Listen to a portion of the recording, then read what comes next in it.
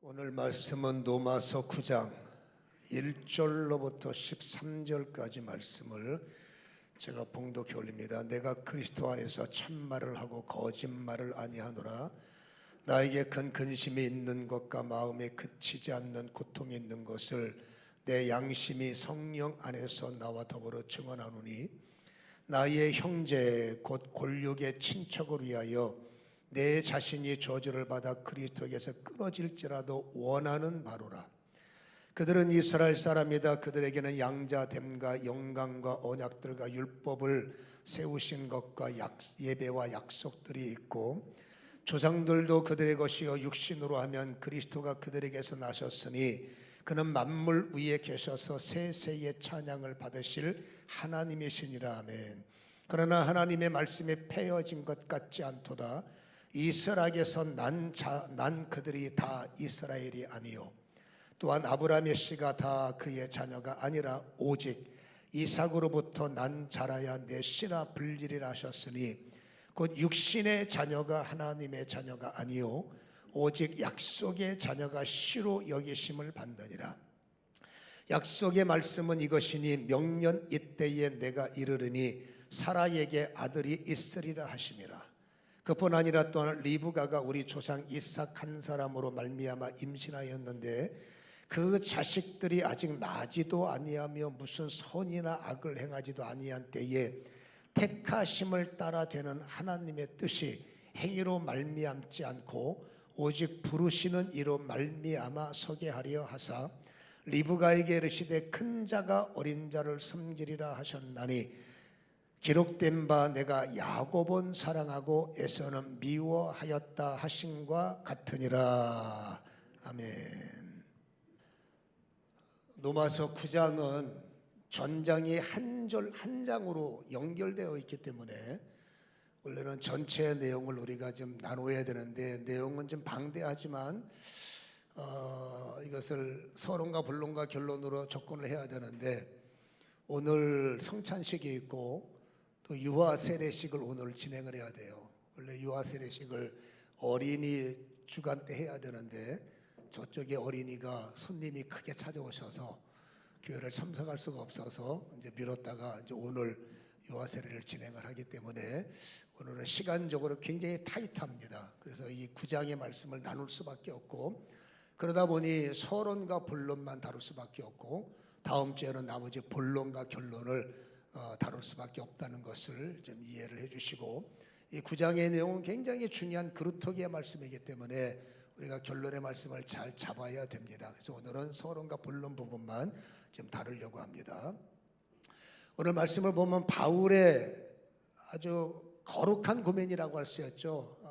내가 너무 이 생각하면 잠도 오지 않고 정말 괴로워서 견딜 수 없는 고민 하나를 끌어안고 있음을 우리에게 보여주는데, 그 고민이 뭐냐면 바로 3절에 말하죠. 나의 형제, 골육, 친척, 피를 나는 우리 직계가족을 말합니다. 또 가족들의 친척들, 그러니까 다 직계가족이죠. 이 가족들을 생각하면 잠이 오지 않는다는 겁니다. 여러분, 이들은 바울이 거듭나고 예수를 영접하기 전에 사도 바울은 종교의 자부심이 굉장히 강했어요. 나는 히브리 사람이고 베냐민 지파기 우리 스승이 누군지 아니냐, 최고의 당대의 최고의 여러분 그 스승들이 나의 스승들이고, 아무튼 열심으로는 특심이고, 하여튼 종교적으로는 뭐 하나 부족함이 없는, 항상 가문의 종교를 생각하면 가슴이 뿌듯했고, 가문의 영적인 흐름을 보면 우리는 최고 중에 최고고, 이런 우월감과 자부심을 갖고 살아왔던 것이 바울이었으면 알지 않습니까? 그는 가는 곳마다 나는 이런 사람이었어요, 깨져서 그렇지, 이런 증거를 하지 않습니까? 근데 바울에게 문제가 생겼어요. 그 문제가 뭐냐면 다메섹 도상에서 꼬꾸라진 거예요. 그리고 예수 믿는 인간들 내가 가만 안 둘 거야, 핍박하고 박해하러 가는 현장에 빛으로 찾아오신 예수님을 만났고, 그 예수님한테 꼼짝 못하고 꼬꾸라지고 3일 동안 장님이 돼서 오도 가지 못할 때 하나님이 사람들을 붙여서, 그렇죠, 영적 리더를 만나게 하고, 그 리더에게 안수를 받고 눈을 뜨는 그 3일 동안에 하나님께서 온갖 십자가의 역사, 온갖 내가 핍박하는 그 예수가 어떤 분인가를 다시 한번 3일 동안에 알려주셨고 가까이 하셨고 만져주셨고, 그러니까 3일 동안에 사도 바울은 완벽하게 우리가 말하는 깨져서 여러분 거듭남의 현장, 다시 말해서 예수를, 내가 핍박했던 예수가 나의 변증해야 할 예수가 됐고, 내가 불태워 없애버릴 저 교회를 나는 증거해야 되고 부흥시켜야 되고, 완전히 인생이 180도로 달라져 버리는 이런 바울의 인생을 우리는 알지 않습니까? 그러니까 본인은 이제 우리 소위 말로 깨진 거죠. 그리고 우리가 아는 거로 목사가 됐고 부흥사가 됐고 선교사가 돼서 온 천하에 다니며 하나님의 멋진 말씀을 증거하고 자랑하는 상황이 됐단 말입니다. 그럴수록 바울은 마음이 아픈 거예요. 그럴수록 바울은 마음이 무거운 겁니다. 왜냐하면 나는 예수를 믿었는데, 나는 거듭났는데 우리 형제가 여전히 유대교로 여러분 예수를 거부하는 내 옛날 모습 버리지 못했고, 그들은 여전히 예수를 거부하는 끝나는 것이 아니라 박해를 하고 핍박을 하는 그 반열에 섰으니, 옛날에는 정말 가족들 생각하면 하나님께 감사가 우러나왔지만, 여러분 예수가 구약과 신약에 있는 연결고리요, 이 예수가 아니면 안 되지 않습니까? 근데 안타깝게도 나는 예수를 믿고 구원을 받았는데 우리 가족들은 여전히 예수를 거부하고 우리 형제들은 여전히 예수를 외면하니, 이거 생각할 때마다 가슴이 아팠고, 우리 조상들로 따지면, 우리 가문으로 따지면 그 혈통 속에서, 그 행위 속에서 유대인들의 특징은 혈통 자랑이잖아. 우리 가문이 이렇습니다. 우리는 근처에 11조를 하고, 우리는 뻑하면 금식하고, 우리는 정말 하나님 앞에 최선을 다하고, 물론 믿음의 행위지만 그 행위를 자랑했던 이 사람들이 오늘 읽은 성경에도 행위로 구원받는 것이 하나도 없고, 혈통으로, 요한복음 1장 13절에 혈통으로 무슨 구원을 받느냐, 오직 이 땅에 오신 예수를 통해서지. 이것을 깨닫고 나니까 사도 바울은 마음이 급할 수밖에 없고, 형제를 생각하면 잠이 오지 않는 이 상황 속에서 바울이 여러분 깨달음의 몇 가지 말씀을 우리에게 던져지는 내용이 있는 겁니다. 우리는 여러분 교회를 다니고 신앙생활 한다고 자부하지만 나도 모르는 사이에 생각을 해야 될 것이 있습니다. 내가 과연 약속의 자녀인가? 아니면 여러분 많은 사람들이 그 무리에 있지 않습니까? 육체를 가진 육신의 사람들인가? 오늘 3절로부터 6절까지는 그러한 내용이죠. 그때 7절에 이런 말합니다. 바울이 깨달아서 아브라함의 씨가 다, 여러분 이 바울은 자부심이 있는 겁니다. 우리가 이래봐도 아브라함의 씨의 후손들이에요. 이런 자부심을 가졌는데 복음을 아니까 아닌 거예요. 아브라함의 씨가 다 그의 자손이 아니라 오직 이삭으로부터 난 자라야 내 씨라 불리리라. 아브라함의 후손 가운데서도 여러분 이스마엘의 뿌리가 있고 이삭의 뿌리가 있다는 겁니다. 이스마엘의 뿌리는 육신의 뿌리고 이삭의 뿌리여야 약속의 뿌리라는 건데, 여러분이 이삭의 뿌리여야 8절에 말하기를 육신의 자녀가 하나님의 자녀가 아니라, 또 강조하죠, 오직 약속의 자녀가 씨로 여김을 받았다. 자, 육신의 자녀가 있고 약속의 자녀가 있다는 겁니다. 그러면 육신의 자녀는 제껴놓고 약속의 자녀라는 것이 뭘까? 오늘 9절은 연결하죠. 약속의 자녀라는 것은 약속의 말씀을 가진 자, 약속의 말씀을 받은 자, 약속의 말씀이 있는 자, 약속의 말씀대로 세워진 자를 약속의 자녀라고 말하지 않습니까? 9절에 약속의 말씀은 이것이니 명년 이때에 내가 이르르니 사라에게 아들이 있으리라. 이 사라의 아들을 통해서 10절에 리브가가 아들을 낳으리라. 여러분 사라의 아들과 리브가의 아들을 계속 등장을 시키는 거예요. 그러면서 약속의 자녀는 이것이다. 똑같이 이스마엘도 아브라함의 자손이고 여러분 이삭도 아브라함의 자손이지만, 여러분 이스마엘은 육신의 자녀이고 이삭은 약속의 자녀라는 것을 강조하면서 이 이삭의 자녀인 두 사람을 호출을 했어요. 이 호출을 우리가 잘 이해할 필요가 있는데 11절에 우리가 이해할 수 없는 단어들을 던져줍니다. 11절에 말하죠. 그 자식들이 누구겠어요? 우리가 잘 알고 있는 에서와 야곱이죠. 그 자식들이 보세요. 아직 나지도 아니했고 출생도 안 했어요. 그리고 무슨 출생이 안 됐으니 무슨 소원이 있고, 출생을 안 된 애들이 뭔 죄를 짓고 뭔 착한 짓을 합니까? 그렇잖아요. 말이 안 되지만 그 자식들이 나지도 않고 선이나 악을 행하지도 않았는데, 택하심이라는 게 약속의 자녀는 뭐냐? 택하심을 따라 되는 하나님의 뜻이 행위가 아니라는 겁니다. 오직 부르시는 이로 말미암아 서게 하려 한다. 출생하지 않아도 반열이라는 게 있다는 거예요. 여러분, 이 반열을 소개하면서 12절에 더 말이 안 되는 게, 리브가에게 이르되 큰 자가 어린 자를 섬기리라. 태어나지도 않았는데 큰 자가 어린 자를 섬기리라. 그래서 13절은 더 말이 안 되죠. 기록된 바 내가 야곱은 사랑하고 에서는 미웠다 하신 것 같다. 다시 한번 정리합니다. 출생하지도 않은 가문에 태어날 아이들을 소환을 하는 거예요. 그리고 성경의 표현은 큰 자가 어린 자를 섬기고, 하나님은 에서는 미워하고 야곱은 사랑한다. 태어나지도 않았는데. 여러분, 우리는 이 말씀을 나누기 전에 지난주 말씀을 상고해 볼 필요가 있습니다. 아니, 태어나지도 않은 아이들을 호출해서 태어나지도 않은 에서를 향해서 너는 미워, 너는 나한테 미움을 받을 자고, 태어나지도 않은 여러분 야곱을 향해서 너는 사랑받을 자나다. 우리는 하나님의 공의와 하나님의 공평과 하나님의 사랑을 한다면, 이게 또다시 터치가 어떻게 태어나지도 않은 나한테 너는 미움의 길을 갈 것이고 너는 사랑받는 길을 갈 것이냐, 이게 하나님을 알면 이게 터치가 안 되는 겁니다. 물론 하나님의 주권이다 뭐 말하면 할 말이 없어요. 하나님의 주권인데 뭐라고 그러겠어요?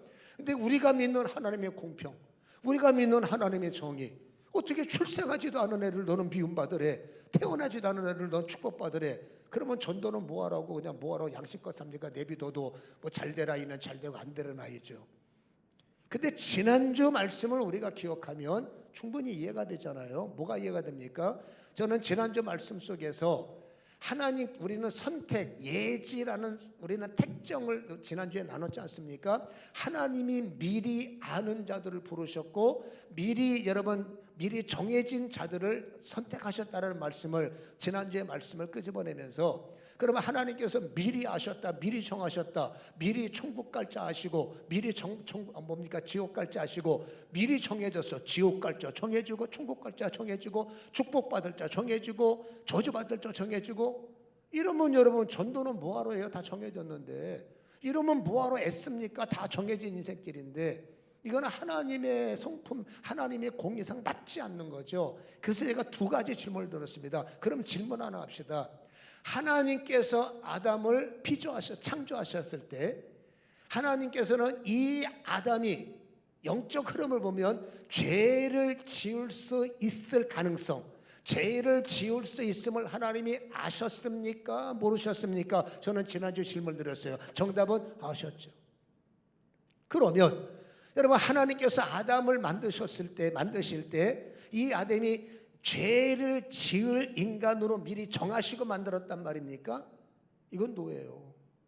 죄를 지을 수 있는 것은 아셨지만 너는 죄를 짓도록 내가 만들 거야 해서 아담을 여러분 죄 짓도록 만들었다? 그렇게 정했다? 이건 여러분 우리가 받아낼 수가 없는 겁니다. 왜요? 창세기 2장 17절에 뭐라고 말합니까? 선악과를 먹으면 큰일 난다. 너 선악과를 먹는다면 반드시입니다. 넌 죽으리라. 하나님이 아담이 죄를 지을 인간으로 결정되고 정해졌다면 여러분 냅둬야지 왜 이 말씀을 합니까? 오히려 저 말씀은 죄에 치면 큰일 나. 선악과라는 것은 에덴 동산에 선과 악이 공존하고 있기 때문에 인간은 그것을 선택하는 겁니다. 불순종하면 죽음이 찾아오고 순종하면 이터널 라이프죠. 영원한 영생을 너는 갖게 되리라. 하나님께서 에덴 동산에 인간의 선택을 두신 거예요. 인간은 여러분 로봇가 아니라고 말씀드렸죠. 인간은 프로그램에 의해서 움직이는, 생각이 없는 그냥 프로그램에 의해서 움직이는 존재가 아니라 생각하는 존재요. 그렇죠? 선택하는 존재요. 선을 선택할 거냐 악을 선택할 거냐, 그게 선악과의 기준점이다 그 말이죠. 하나님은 분명히 말했습니다. 너는 악을 선택하지 마라. 악을 선택하면 죽는다. 분명히 하나님은 생각하라고 말씀하셨어요. 결정할 때 잘 알아. 인간에게 던져주셨어요. 또 하나 제가 이런 말씀을 드렸어요. 예수님은 베드로가 한 번도 아니라 3번이나 예수님을 부인할 것을 아셨어요. 그리고 미리 말씀하셨죠. 너는 나를 3번 부인하리라. 베드로는 펄쩍펄쩍 뛰었지만 결국 여러 번 3번 부인했을 때, 그렇다면 베드로는 3번 예수를 부인할 때, 여러분 이 베드로는 예수님을 3번 부인하도록 정해졌다는 얘기입니까? 그건 아니죠. 왜냐하면 예수님은 계속 반복하죠. 너는 다 굴기 전에 3번 나를 부인하리라. 이게 뭡니까? 깨달으라는 거예요.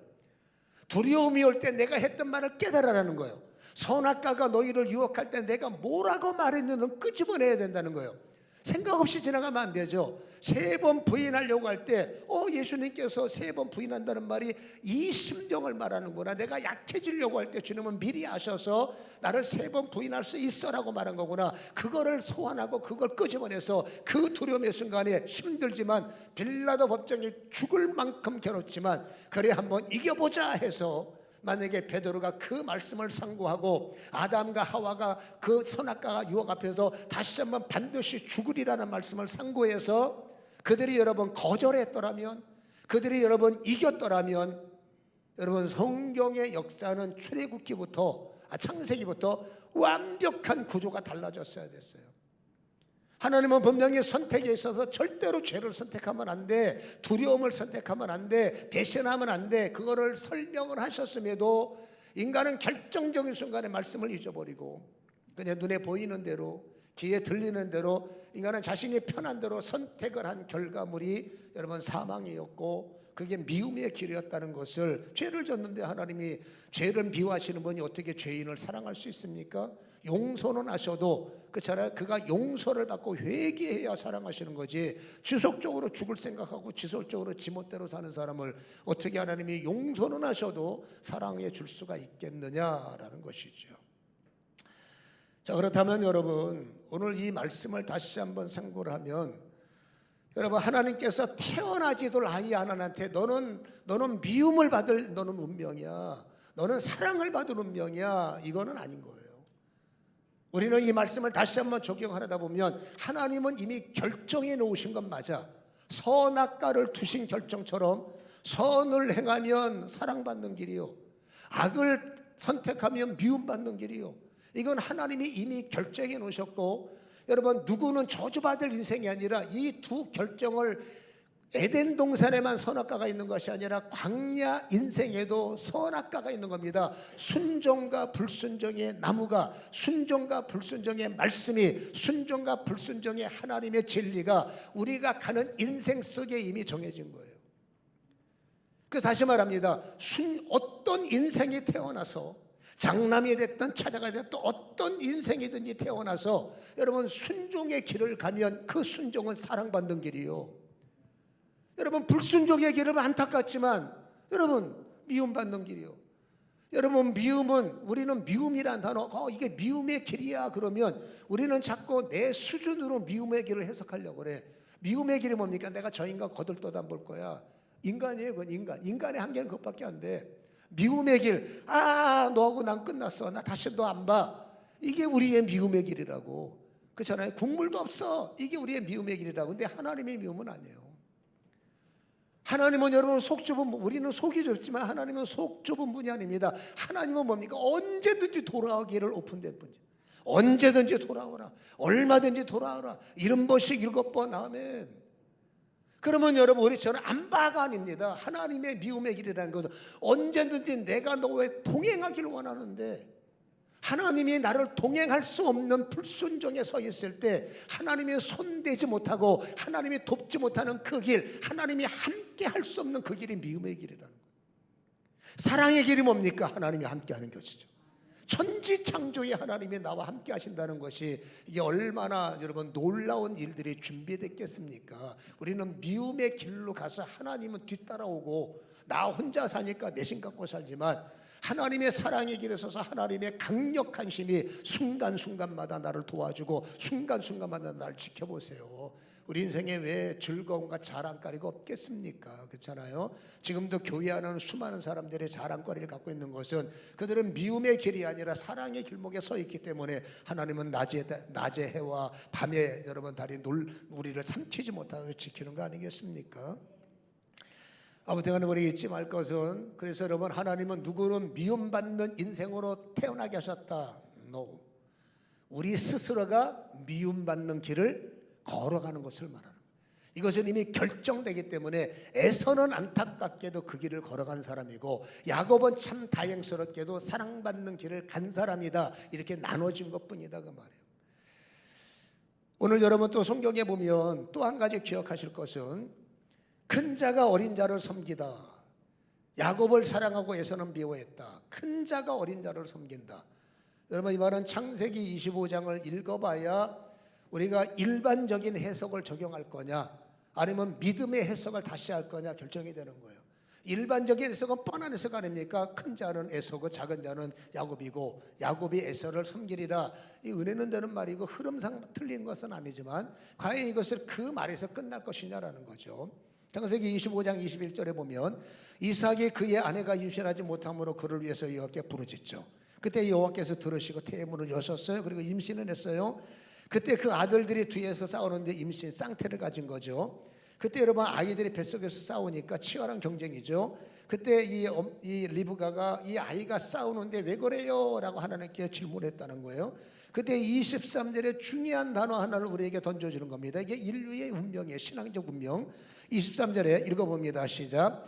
여호와께서 그에게 이르시되 두 국민이 내 태중에 있구나. 두 민족이 내 복중에서 나뉘으리라. 이 족속이 저 족속보다 강하겠고 큰 자가 어린 자를 섬기리라 하셨더라.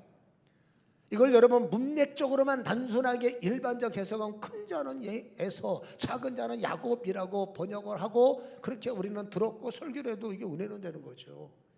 그래서 여러분 이 성경의 흐름상을 보면 나눠지리라는 것이 포커스고 여러분 큰 자가 어린 자를 섬기라는 내용에서 이걸 꼭 에서가 큰 자다. 물론 큰 자인 건 맞아요. 야곱이 작은 자다. 과연 야곱이 작은 자일까요? 약한 자일까요? 생각을 해볼 필요는 있다라는 것이니까 그러니까는 일반적 해석이 아니라 하나님이 의도하는 믿음의 중심을 끄집어내는 해석이 더 우리한테는 지금 이 시간에는 필요하다. 제 말은 그 말씀입니다. 그렇다면 여러분 여기서 큰 자는 강한 자는 무엇이에요? 23절에 이 족속이 저 족속보다 강하다. 큰 자가 어린 자를 섬깁니다. 강한 자는 무엇을 말하고 큰 자는 무엇을 말할 것인가? 아이러니하게도 여러분 성경의 족보를 보면 자 보세요. 가인과 아벨이 있었어요. 아벨은 성경에 나와 있는 흐름 속에는 평화의 사람이고 평화의 사람은 힘이 없어 보이죠. 근데 여러분 가인은 굉장히 난폭한 사람으로 비춰지고 있고 그러니까 가인은 굉장히 와일드하다는 얘기입니다. 그러면 이게 뭘 말합니까? 강한 자죠.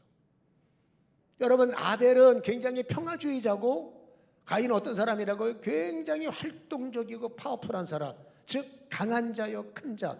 물론 여러분 가인이 장남인 건 맞아요. 근데 여기서는 장남이 강조되는 것이 아니라 가인은 여러분 육신적인 사람이요 힘이 있는 사람이요. 얼마나 힘이 있느냐? 하나님이 필요 없는 사람이에요. 여러분 내가 내 힘이 있는데 뭘 하나님께 기도하고 앉아있고 내가 능력이 있는데 뭘 하나님 앞에 가서 예배드려 바빠 죽겠는데 가인이 그런 사람. 왜? 능력이 있으니까 힘이 있으니까 내가 열심히 그렇지 않습니까? 농사돼서 돈도 있고 내 창고에 먹을 거 있고 해마다 뭐 나한테 소산인데 뭘 교회 가서 꾸시렁거리고 앉아있어? 그랬을 때가 있지만 지금 올 때는 인간이 강해서 내 능력이 있고 내 돈이 있고 내 지경이 넓어지고 나를 돕는 자 많아지고 인간 생각에 있어서 강하다 설정이 되면 여러분 가인 보세요. 그냥 조용히 하나님을 떠나는 겁니다. 나 하나님 필요 없어. 안녕히 계세요. 조용히 떠나서 가인의 특징이 뭡니까? 내성을 건축하죠. 그리고 성 속에 들어가서 강한 자끼리 하나님과 단절하면서 살아온 모습을 창세기 4장은 우리에게 보여주고 있지 않습니까? 여기서 강한 자는 장남을 강조하는 것보다 더 깊은 의미가 있습니다. 내심 의지하는 자, 내 능력 신뢰하는 자, 내심 갖고 살아가는 자, 내심이 있으니까 내 능력이 있으니까 하나님 필요 없어요. 이것을 성경에는 강한 자, 즉시 말해서 바벨탑의 사람들이라는 것을 우리에게 보여주고 아낙 족속은 강한 자들입니다. 그렇지 않습니까? 넵티림의 족속들은 강한 족속들입니다. 강한 사람들이 뭡니까? 하나님이 필요 없다는 것. 다는 아니겠습니다만 보편적으로 하나님이 필요 없는 사람들. 성경은 이것을 강한 자라고 그래요. 두 번째 여러분 호출된 사람이 놀랍게도 이스마엘이에요. 이 이스마엘 역시도 장자입니다. 이스마엘과 여러분 이삭을 비교하세요. 이삭은 굉장히 평화주의자죠. 근데 여러분 이스마엘은 굉장히 난폭한 사람이에요. 굉장히 거친 야생마 같은 사람입니다. 전쟁을 좋아하고 쌈박질 좋아하고 그 자체가 동으로 번쩍 서에서 번쩍 굉장히 파워풀한 사람, 활동적인 사람이에요.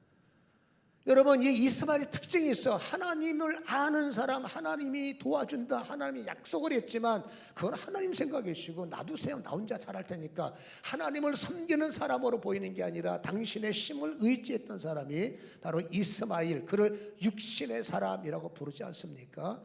그러니까 이 가인과 이스마엘의 특징이 뭐예요? 강한, 굉장히 힘이 있는 사람이라는 것을 우리에게 보여주고 있고, 오늘 호출된 에서도 마찬가지입니다. 여러분, 에서를 어떻게 표현합니까? 들사람이라고 그래. 이 들사람이라는 위시탐이라는 것은 전문 사냥꾼이라는 겁니다. 더 다시 해석하면 돈 버는 일에 재주가 있는 사람, 사업하는 일에 탁월한 사람. 여러분, 탁월한 사람이 있으면 어쩌면 그렇게 장사를 잘하고 어쩌면 그렇게 사업을 잘해. 뭐 가는 것마다 사람 움직이고 환경 움직이고 돈 버는 일에 재주가 있는 이슈탐이라는, 익숙한이라는 단어는 에서에게는 돈 버는 재주가 있다, 돈 버는 능력이 있다. 세상에서는 짱이죠.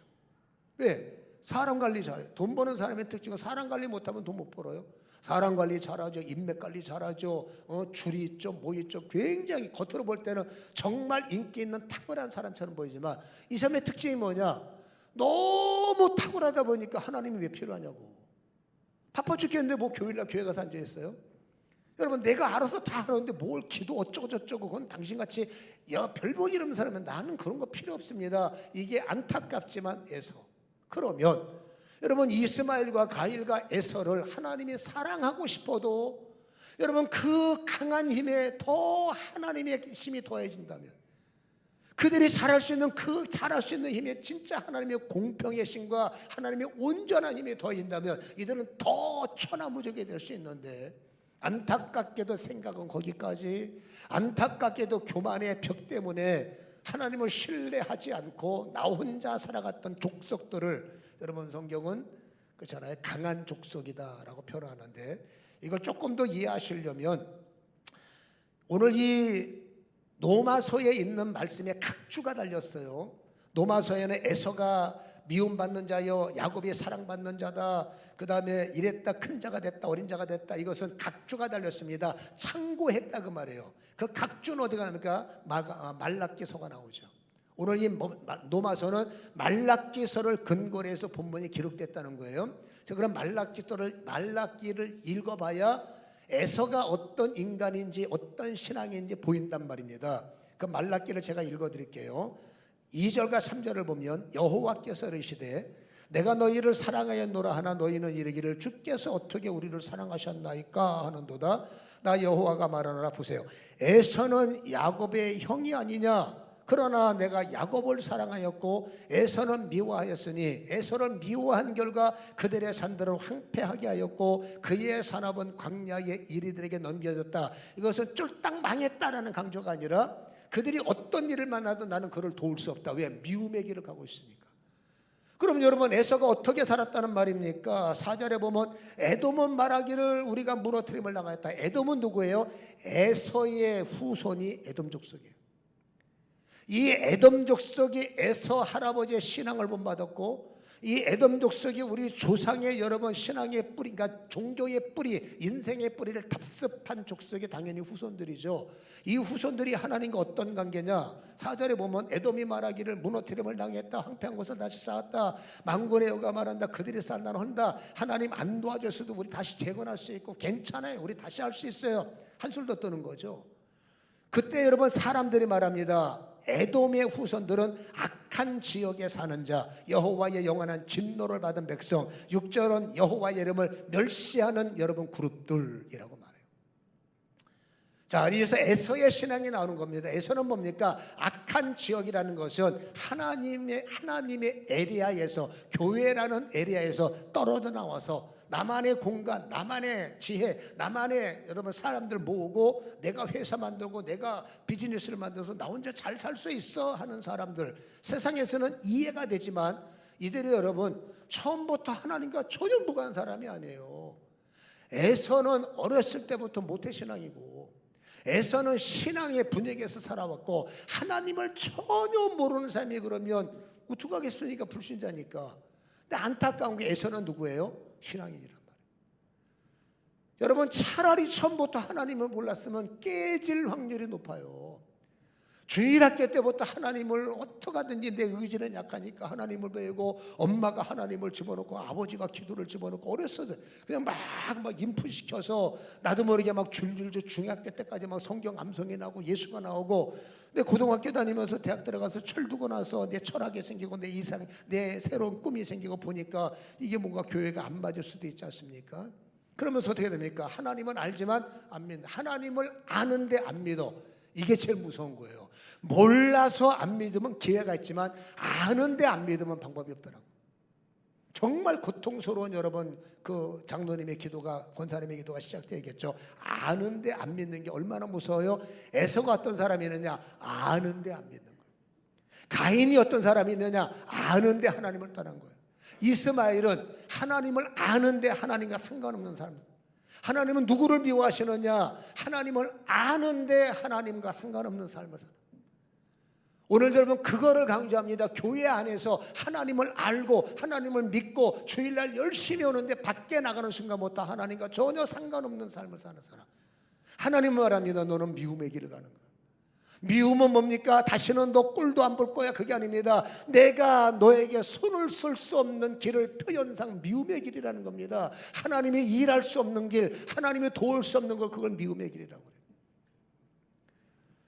우리는 여러분 이 말씀을 이렇게 이게 그루터기 인생이기 때문에 다음 주에 그루터기를 정리해야 되겠지만 일단은 그 다음 주 결론을 내기로 하고, 여러분 신앙은 딱 하나입니다. 여러분 보세요. 아벨이나 이삭이나 야곱이나 모세나 힘이 없습니까? 어떻게 보면 여러분 교회 다니는 사람들이 누가 그럽니다.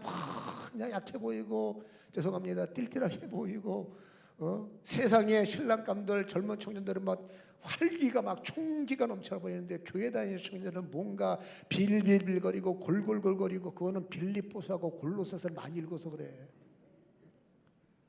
과연 그들이 힘이 없을까요? 은혜를 받으면 폭력의 마음이 사라지고, 은혜를 받으면 어쨌든 여러분 양보하려는 여러분 은혜가 오다 보니 혹시라도 힘은 있지만 양보하는 거 아닐까요? 혹시 여러분 이길 수 있지만 여러분 하나님의 은혜로 여러분 소위 우리가 말하는 여러분 용서하는 거 아닐까요? 아니 힘이 없을지라도 괜찮은 이유는 하나님의 힘이, 사랑받는 길을 가는 나에게 하나님의 창조의 힘이, 하나님의 사랑받는 길에 서 있는 나에게 하나님의 거룩한 능력이 나를 덧입혀 주신다면 우리는 여러분 능히 가인을 이길 수 있고, 우리는 능히 여러분 이스마엘을 이길 수 있고, 이삭 보세요. 결국 이삭이 졌습니까? 오늘로 따지면 코로나 때문에 모든 땅이 다 흉년들었을 때 이삭은 평화로운 마음으로 나눠주고 달라 하면 다 주면서도 100배의 결실을 거뒀던 사람이 이삭입니다. 할렐루야. 하나님의 힘에 의해서 역사를 이뤄요. 강제로 뺏고 거짓말하고 사기쳐서 나 잘생겨서 너의 눈에 피눈물을 빼고서는 돈을 갈취하는 게 아니라 나눠줄 거 다 나눠주고, 여러분 베풀 거 다 베풀면서도 그의 농사 100배. 이게 뭐예요? 연약하게 보인다 칩시다. 그래요. 무기력하게 보인다 칩시다. 하나님의 사랑받는 길에 선택된 사람은 하나님은 여러분 넘치도록 부어주시고 넘치도록 세워주시고, 이게 왜 이론처럼 들리느냐? 내가 미움의 길을 가고 있기 때문에요. 하나님을 우리는 모르는, 이게 지금 여러분 불신자 대상이 아닙니다. 하나님을 우리는 모르잖아. 아는데 안 믿어. 아는데 신뢰를 하네. 세상 나가는 순간부터 아는 것하고 믿는 건 전혀 상관없어. 남들이 볼 때 내가 장로인지도 몰라. 남들이 볼 때 내가 목사인지도 몰라. 왜? 내 맘대로 사니까. 똑같이 사니까. 근데 어떻게 하나님의 능력이 나타나겠어요? 우리는 여러분 결정적인 순간에만 힘 주세요. 내가 미움의 길에서 사는데 어떻게 하나님의 힘이 되겠어요? 그렇잖아요. 오늘 성경의 말씀은 그루터기들은 생각을 잘하라는 거죠. 그래서 하나님이 손 쓸 수 있는 사랑의 길을 처음부터 시종일관 걷는다면 내가 얼마나 힘이 있는지 모르겠지만 있는 힘에 하나님의 힘이 더해주고, 내가 얼마나 무기력한지 모르겠지만 괜찮습니다. 나의 무기력이 하나님 사랑과 하나님의 능력이 덧입혀질 때 이스마엘을 이길 수 있고, 여러분 애국 군대를 이길 수 있고, 홍해를 가를 수가 있고, 이게 신앙의 생명력이다 그 말이죠. 오늘도 참 감사한 게 다행스럽게도 교회 안에는, 열방교회 안에서도 여러분, 하나님의 미워하는 길을 가는 분도 있겠지만 하나님의 사랑하는 길에 서서 하나님이 도우시고 하나님의 역사하는 간증자들이 있기 때문에 전 세계 교회가 폭삭하지 않는 거죠. 우리는 여러분 그들의 그런 스토리를 좋겠다 듣는 자가 아니라, 제가 늘 말하죠.